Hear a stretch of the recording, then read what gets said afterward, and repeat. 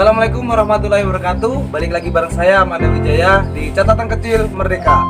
Oke, di sini saya seperti biasa tidak sendiri. Di sini saya bersama sahabat saya Tri Haji Ramdhani. Beliau ini Ketua Komisariat IMM Komisariat FAI di Universitas Muhammadiyah Metro. Gimana nih kabarnya Kom? Alhamdulillah. Baik-baik. Manggilnya nih kalau di IMM itu Kom atau Tum? Tum. Gimana Tum kabarnya Tum? Sementara ini sedang dalam fase baik-baik saja. Alhamdulillah. Semoga selalu baik-baik saja dan sehat selalu. Amin. Jadi apa kegiatan sehari-hari ini Tum? Karena kan memang hari ini semua itu disuruh di rumah saja Tum. Apakah Ketum tetap beraktivitas seperti biasa atau mengikuti himbauan dari pemerintah? Kalau dari saya sendiri sih ya, jadi kegiatan sehari-hari di rumah gue ya, biasa sih kayak aktivitas bersih-bersih, bantu orang tua gitu kan. Kalau masalah untuk aktivitas yang seperti biasanya itu ya tetap lewat daring online gitu.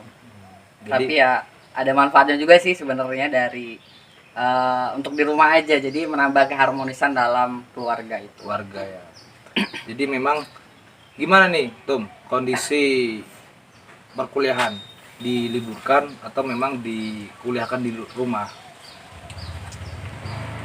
Kayaknya sih dikuliahkan di rumah ya, karena banyak keluhan dari teman-teman yang saya lihat gitu. Jadi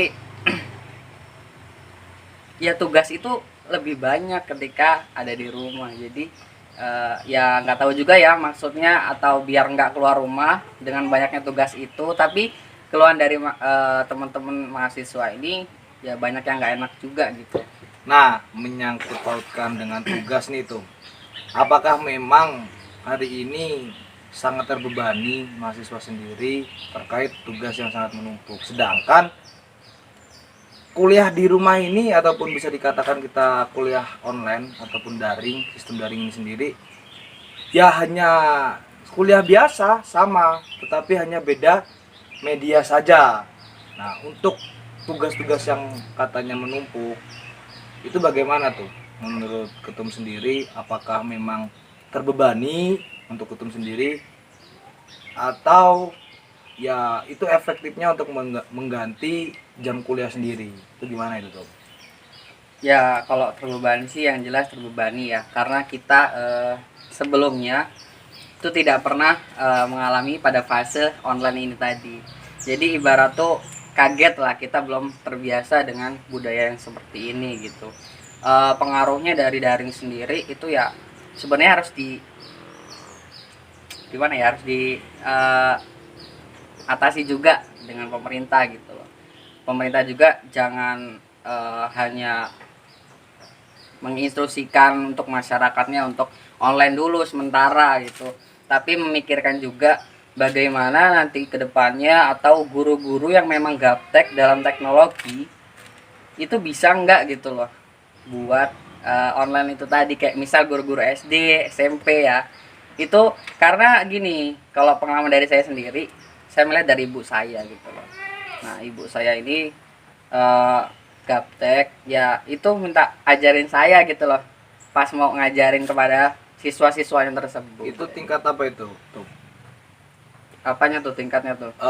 Ibu Ketum sendiri guru di tingkat apa? Kalau ibu aku sendiri sih ngajar di kelas 4 SD. Di SD. Nah, berarti memang daring ini dari sisi untuk masyarakat yang memang awam tentang teknologi itu sangat berdampak sekali ya Tum ya. Wah, jelas itu. Nah, bisa nggak Tum jelasin sedikit bagaimana sih sebenarnya keluhan dari Ketum nih sebagai mahasiswa kan? Apa yang Ketum alami terkait daring ini sendiri itu? Yang jelas pada akhir-akhir ini ya, jadi kan mahasiswa itu meminta fasilitas kuota ya yang kita dengar saat ini. Kayak untuk di Lampung sendiri, jadi Universitas Bandar Lampung dan UBL sama ITERA atau kayaknya yang udah menerapkan dan mengasih fasilitas untuk mahasiswanya. Ya, betul. Nah, tapi dari situ juga mungkin ada beberapa teman-teman yang ingin sama halnya dengan itu, karena mungkin ya dengan kuota yang memakan untuk kegiatan online itu tadi, dan mungkin dengan kondisi sinyal yang tidak memadai di kampungnya tersebut. Nah, kalau menurut asumsiku nih Tum ya, sebenarnya kuliah online ini bukan terkait kota, karena mahasiswa hari ini ataupun pemuda itu kalau untuk membeli kota itu kayaknya sanggup gitu loh. Itu mungkin mahasiswa hari ini melihat ya jangan sampailah memanfaatkan kondisi hari ini dan mengeluh kota, sedangkan kalaupun tidak ada COVID-19 buktinya mahasiswa dapat membeli kota ya biasanya gitu. Namun kalau terkait memang sinyal, memang pemerintahan hari ini harus menyiapkan fasilitas sinyal yang memang memadai, karena yang saya alami kemarin, saya pulang ke desa saya dan ketika saya di rumah saya memakai sinyal yang dari operator yang mungkin tidak bisa saya sebutkan down, karena memang semua memakainya. Terkait daring lagi nih Tom, apa sih dampak bagi orang-orang yang pekerja? Karena kan hari ini kita lihat nggak semua kerjaan itu bisa dilalui dengan sistem daring. Kalau karyawan yang mempunyai gaji tetap per bulan itu sangat efektif dan sangat membantu mungkin untuk karyawan sendiri. Tapi kalau untuk kuli bangunan, untuk serabutan ataupun sampai ke Gojek, itu bagaimana itu? Ya, maka itu tadi ya. Jadi pemerintah saat ini menggaungkan untuk masyarakatnya itu jadi kalau kita contoh dari negara Italia dulu coba ya. Di negara Italia itu langsung menerapkan sistem lockdown ya, lockdown. Nah, sementara untuk di Indonesia ini nggak bisa kayak gitu. Kalau menurut saya sendiri, karena ada dua tipikal untuk masyarakat Indonesia sendiri, yaitu tadi ya salah satunya ada yang taat dan ada yang santu-santu aja ketika ada edaran atau instruksi dari pemerintah. Nah, selain itu juga apa ya? Pokoknya tuh susah juga gitu kalau emang diterapkan langsung lockdown. Makanya siasat dari pemerintah itu dia bertahap. Jadi kan ada social distancing.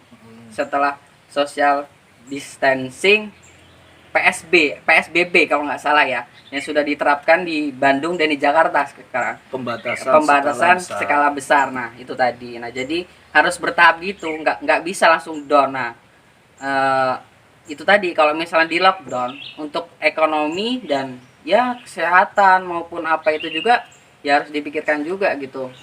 Apalagi untuk apa ya, online ini itu kayaknya informasi yang ada di media itu membuat masyarakat menjadi paranoid, panik, kekhawatirannya itu loh yang membuat ya kayak misal nih kita terbiasa dengan aktivitas ini, tiba-tiba kita mau keluar ingat sekarang lagi pandemik nih COVID-19, jadi kita nggak boleh keluar di rumah gitu. Nah, dari kata-kata physical distancing, social distancing, karantina wilayah, lockdown, pembatasan skala besar dan darurat sipil, menurut Ketum sendiri itu dari teori-teori itu sendiri mana yang pas yang bisa diterapkan di Indonesia sendiri?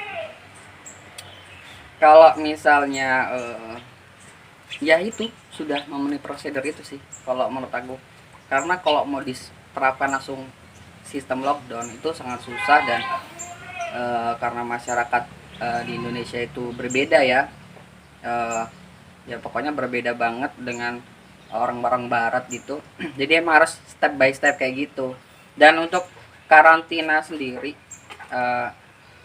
semalam sih kayak mempelajarin gitu. Jadi karantina itu sebenarnya dari apa ya, diambil dari kata-kata Islam pada zaman dahulu. Kalau misalnya di Yerusalem atau dulu itu pernah beberapa tabiin tuh atau ulama ya mengatakan karantina itu diambil dari bahasa Arab yang artinya ityatun atau apa gitu ya, lupa aku, pokoknya tuh diambil dari kata Islam lah, makanya itu tadi di Indonesia namanya jadi karantina itu tadi. Kembali lagi berbicara tentang daring nih, Tom.